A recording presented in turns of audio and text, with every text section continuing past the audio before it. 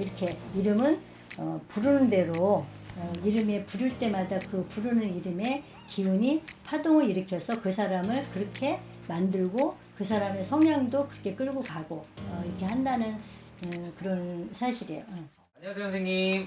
네, 안녕하세요. 해만 철학원입니다. 반갑습니다. 네. 선생님, 오늘은 선생님이 아까 촬영 전에 이 타고나기를 금전복, 배우자복, 그리고 문서복이 조금 없는 이름의 특징이 있다고 네네. 그래서 네네 말씀을 해주셨는데 이런 특징을 가지고 있는 이름들은 좀 어떤 유형일까요? 그러니까 우리가 이제 성을 봤을 때 그 사람의 그 뿌리면서 그 사람이 살아가는 과정에서의 그 배경을 얘기를 해주거든요. 네네. 근데 이제 이 을사생 이경애라는 사람인데요. 이 사람은 근데 을사생에서 이 씨가 나타내는 그 성씨에서 뿌리를 본다면 우리가 1, 2, 3, 4, 5, 6, 7, 8, 9, 0이라는 오행이 있어야 돼요. 목화, 토, 금, 수가 다 존재를 해야 되는데 이 사람의 입장에서는 지금 1, 2가 없고요. 그러니까 목이 없고 3, 4, 화가 없고요.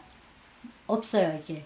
그러면은 또 이 사람의 입장에서 봤을 때 3, 4가 없다는 것은 뭔가 태양이 없다, 이렇게 밝음이 없는 거예요. 좀 창의성이 좀 약하고 네네. 3, 4라는 것은 식복을 얘기를 해요. 우리가 재혼을 만들어가는 그런 이제 원천을 얘기를 하는 거죠. 근데 이 사람이 이제 3, 4가 없고 그러다 보니까는 재혼을 만들어가는 그런 기본이 좀 안 돼 있어요. 지금 봤을 때. 근데 이러면은 이제 이름자에다가 그걸 보완을 해줘야 돼요. 근데 성에서 첫자를 우리가 이름의 첫자를 중심수라고 얘기를 하는데 중심수는 사주에서 말하는 일주로 얘기를 해요. 일주가 되게 중요하거든요. 사주에서는. 근데 그 일주에서 나오는 그 기운하고 이름에서 나오는 중심수는 같은 맥락이에요. 그 일주가 기분이 되듯이 중심수가 이제 기분이 되는 거예요. 이 이제 한글 구성 성명학에서는. 근데 중심수에다가 그 2라는 겁재라는 걸 넣어준 거예요. 1, 2라는 목성에서 나오는 그 플러스 마이너스가 있을 때 2라는 것은 겁재인데 겁재는 얘가 하는 일은 재물을 탈취하는 거예요. 그러니까 재물을 자꾸 극하는 거, 없애는 거예요. 이것은 그런 기운을 가지고 있고 어떻게 보면 재물이 모이는 걸 방해하는 거라고 볼 수가 있겠죠. 그래서 그 이름이 중심수에 벌써 위치를 했다는 것은 불편한 상황을 얘기를 하는 거예요. 성이 없는 거를 넣어준 거는 괜찮았는데 바로 따라서 또 그 1, 2에 같은 성질을 또 넣어준 거예요. 밑에다가. 그럼 그게 중복이 되면 우리가 이걸 이제 중첩이라고 얘기를 하거든요.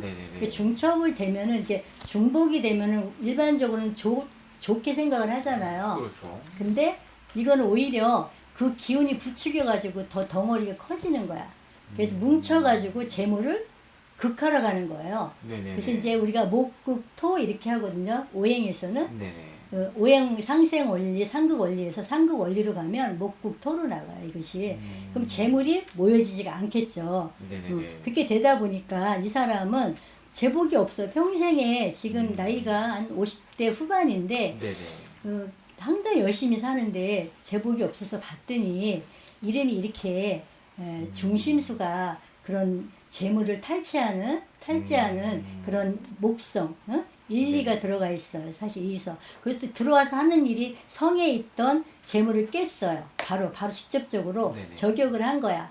그래서 그나마 성에 있는 것을 저격을 하니까 재복이 하나도 없고 또 남편복이 없다는 것은 8이 아까 7, 8이 남편이라고 얘기를 했거든요. 제가 7, 8은 이제 관성이라 해가지고 남편이에요. 그래서 남편인데 여자한테는 그 남편이 없는데 사주에서 있는 부분을 중복적으로 3개를 나란히 놓아줬어요. 이름에다가 그 애자에다가 그렇게 되다 보니까 이것은 편관 칠살이 돼가지고 이게 남편을 깨는 기운이 있어요. 이렇게 되면.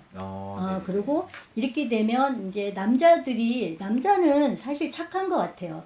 7은 무관이고 8은 문관이거든요, 우리가. 이게 문관은 이렇게 선비잖아요. 그냥 이렇게 뭐 이렇게 선비적으로 점잖고 이런데 다 능력이 없는 거예요. 이렇게 되면. 근데 무관은 내 맘대로 하는 거예요. 멋있는 뭐 상남자 이런 스타일이 이제 무관인데 이 사람의 이름자 사주에서 보면은 문간의 성에 많이 들어와서 남편은 착해요. 그래서 버리지도 못하고 평생에 이제 자기 말이 그래요. 본인 말이 착한데 돈을 못 벌어 오니까 늘 본인이 나가서 이제 일을 하는데 또 상대 지지에 우리 천간이 그렇고 이제 지지라는 환경에서는 문서가 깨지고 있어요. 구는 문서거든요. 구공은 문서. 그래서 수, 그러니까 우리가 오행에서는 수를 나타내는데 구가 깨지다 보니까 구가 하는 일은 어릴 때는 공부고 커서는 문서예요. 근데 우리 인간의 그 재산, 그 부자의 척도는 문서를 가지고 얘기를 해요. 뭐 저 사람은 저 건물이 누구 거래? 내가 또 어디 가면 집이 몇 채 있어? 뭐 그런 거 있잖아요. 그건 내 문서, 관인이 들어가야 되는 거야. 인감이 들어가고 도장 찍는 거, 이렇게 도장 찍는 거. 인성이라는 것은 도장 인자예요. 네네네. 내 도장을 찍어서 내 걸 만드는 건데 이 여자분의 그 이름에서 끝자에서 구가 쪼르륵 3개가 붙어 들어가고 있어요. 그러면 이게 문서로 인해서 파산이 오는 거야, 이게. 그래서 한때 남편이 사업을 하다가 보증을 잘못 써가지고 다 이렇게 날렸어. 그래서 남편이 그렇게 돼서 이제 월세방으로 가가지고 지금까지도 이제 만회를 못하고 본인이 이제 뭐 식당 같은데 이런 데 이제 해서 같이 일을 하고 있는데요. 이제 이렇듯 이제 문서 운이 없다 보니까 집이 없는 거가 이렇게 연결이 되고요. 또 신랑이 무능한 것은 이렇게 이 직장이 안정되지가 않은 거야, 남편이 한 직장에 오래 못 다니다 보니까 자기 사업을 했는데 또 사업이 잘 안 돼요. 네네. 결과적으로. 그래서 본인은 또 이 직장 생활을 잘해요. 왜냐하면 8이라는 거는 정관이기 때문에 올바른 직장 생활을 하는 거예요. 만약에 7이었다면 직장 생활을 못 할 거예요. 왜냐하면 자기 승질이 못 이뤄가지고 욱해가지고 그만두고 빨리 사표 빨리 던져버리고 나오고. 근데 8이라는 거는 그렇지 않아요.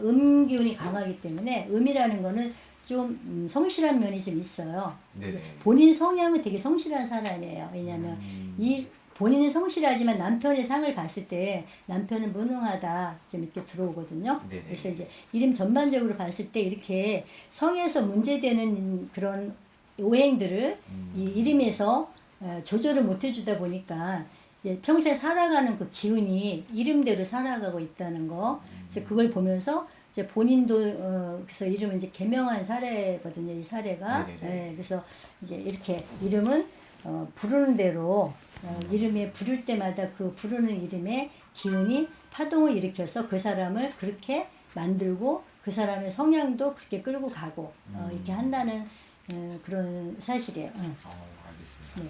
그리고 오늘은 이름에 이제 가지고 있는 거에 따라서 타고난 운기가 좀 달라지는 그런 이야기를 좀 해봤는데 다음 시간에도 좀 이렇게 더 알려주실 부분이 있으면 또 말씀해 주셔서 좋을 것 같습니다. 오늘도 말씀해 주셔서 감사드리고 그럼 저희 다음 영상에서 또 한번 찾아뵐게요. 네, 감사합니다.